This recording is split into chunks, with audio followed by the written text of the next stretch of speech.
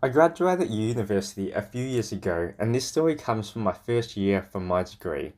I was in a business degree course, having enjoyed studies of business in school and enjoying researching business related topics in my own time. Before I go further, I should disclaim I am autistic, and this will be important later. It also explains why what I consider an interest in business for me may be considered an obsession by others.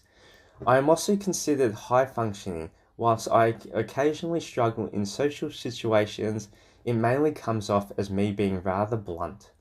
So for the degree, we had several classes. Every class makes up a portion of the overall grade, etc. In the first year, we had no choice in regards of classes. The majority of the classes were really fun and engaging. My teachers were very supportive to me, and my classmates were too. I felt I belonged at university, whereas I hated school with a passion. At university, I could study and argue points beyond the linear construct of a syllabus. Basically, I'm trying to say so long as you could prove your argument with academic credibility, you could make it, and the debates were fruitful. I also had good relationships with my support worker who was there to aid disabled students and my personal teacher, someone every student is assigned who is head of a specific degree or discipline. One class, however, was horrid. On the first day of class, the teacher, who we will refer to as Miss B, came into the class as we all had our laptops or notebooks. She began scrawling what I could only describe as hieroglyphics on the whiteboard. It looked like algebra, only worse. I have never been good at mathematics, breaking the age-old autistic equals good at maths stereotype. I was just typing notes blindly, trying to write everything down, but it made no sense to me. At the end of the class, I introduced myself and explained I had a learning disability and that I might need some help going forward. She seemed dismissive, saying, "It's okay, this stuff is easy, you would have learnt in high school," and then abruptly left. A few weeks passed and I was taking down all the notes and still not understanding it. I logged on to the student portal website. It was there all our content was hosted. Example, assignment briefs, reading lists, points of contact, etc. I was confused to find her class was the only one with nothing in the reading list. Every other class had several textbooks, journals, and other sources students could go to for extra information and clarification.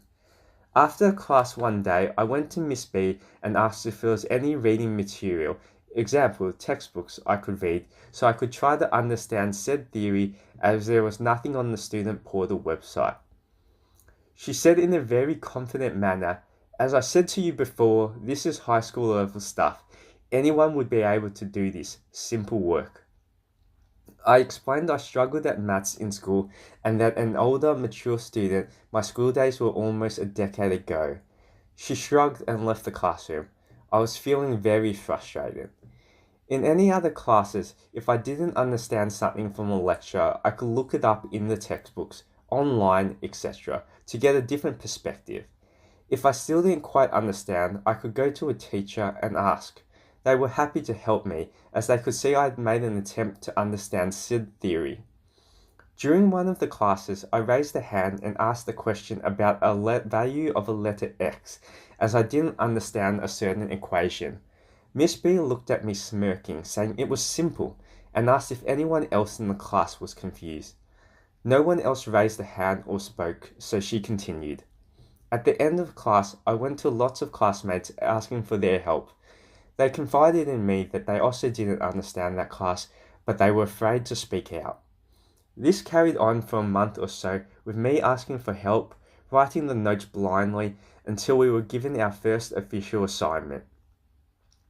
What I did work-wise I was not proud of. However, in my defense, with not understanding the content, I was just trying to cobble something together. I would email Miss B asking to clarify bits, ask for help. My emails would be read receipt on, but not replied to. I asked her about office hours, to which she replied, "I don't do that." For context, office hours are times when teachers allow students to come to them with anything, example, academic problems, questions, career options, etc. All teachers offer them, just not her. I tried to hand in the work online. Our university has a policy: all work must be submitted online for cheat detection software and many other reasons. Miss B told us she would only accept paper versions and that the online portal was not to be used. When myself and other students questioned her, she needed to see the work and its true potential and left it at that. So we complied, printed, and handed in to Miss B on time. A few weeks later in class, she calls out students to collect the assignment papers with grades. The thing is, she reads them out not by name, but by grade order. We were all shocked. It meant the sooner your name was called out, the higher your grade, and the longer you waited, the lower your grade would be. I waited and waited until I was called forward. I was very anxious and went back to my seat. I tuned out of the class and read over the paper. I had just scored a pass mark, but I was pissed off. Miss B had written comments such as, "Shows no understanding of the content, no effort made, poor aptitude of the relevant theories." At this point, I was shaking with anger. I marched out the class and she asked, "Where are you going?" I didn't say anything. I didn't stop. I knew if I did, I would have got angry. I immediately went to see my personal teacher and support worker. It took them a long time to calm me down, and they said that they would look into the matter. After that, I went to speak to classmates who were read out before me, asking if they could explain the theory. All of them explained that they had no idea how they even passed, let alone got a high grade. Keep a side note of this. A week later, Miss B comes into class looking agitated, proclaiming a reading list of a single textbook was available on student portal, much to the relief of other students. She also exclaimed she would now offer office hours for students with the same level of enthusiasm as someone would for watching paint dry. Unfortunately, the book was not in our university library and we would have to buy it ourselves, which all students know textbooks new are very pricey. I bought the book, but it made little difference with my lack of understanding. I spoke to classmates who did the same. They too didn't understand it. It felt like the book and the class were completely different. The office hours were another thing. I asked when I could see her. She informed me her next available spot was in 3 months' time. I asked a classmate to ask her. She told him she could see him that afternoon. Another classmate was told it was a 4-month wait. Something was amiss. She also exclaimed some students were struggling with basic high school maths, and she would put basic maths on student portal website. The problem was she photocopied them from a book. The pictures were blurry, so even if they didn't have useful content, they were illegible. Shortly after this, we had an exam on the subject. Again, I was worried I had no idea what to expect. I was in a different exam room to the other students, as I got support in exam conditions as I struggled with some aspects of them reading. I'm also mildly dyslexic, so get a reader support worker. Partway through the test, Miss B comes in and asks if I am okay. I was a bit shocked. I never had teachers in an exam before, but maybe this is how they do tests at university. I started honestly. I understood nothing despite buying the textbook, despite coming to see her, despite seeing my support worker, and despite consulting with my classmates. Miss B then proceeds to tell me the answers. Stunned, I say, "What?" She orders me to write. I look over to the support worker whose jaw had just dropped. Miss B leaves and the support worker stops me and says, "I have to report this." I acknowledge and the test is stopped. Afterwards, I speak to other students. Other students with special needs she came and told the answers to, but not to other students. I was very concerned and confused and unsure what this meant for my grade. Months passed again of the same old. I would furiously take down notes blindly, my classmates and I in a state of despair. However, one day I asked another question in class, and Miss B in a very snarky tone said something along the lines of, "You're the only student who doesn't get this simple equation." She looks out to the rest of the class, stating, "Everybody else gets it." Slowly, one other student says, "I don't," and then another, and another. I was reminded of the famous "I'm Spartacus" bit. She looked mad as 28 students of a 30-student class raised their hands and objected, saying they didn't get it.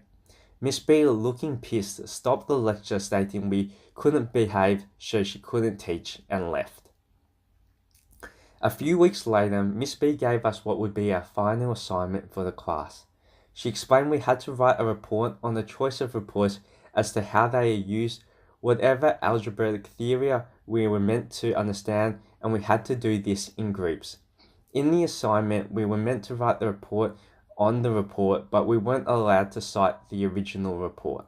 We asked Miss B for clarification. She explained it was academically lazy to cite any of the reports directly, and that instead we had to find the original citation from the report and cite that, making a lot more work.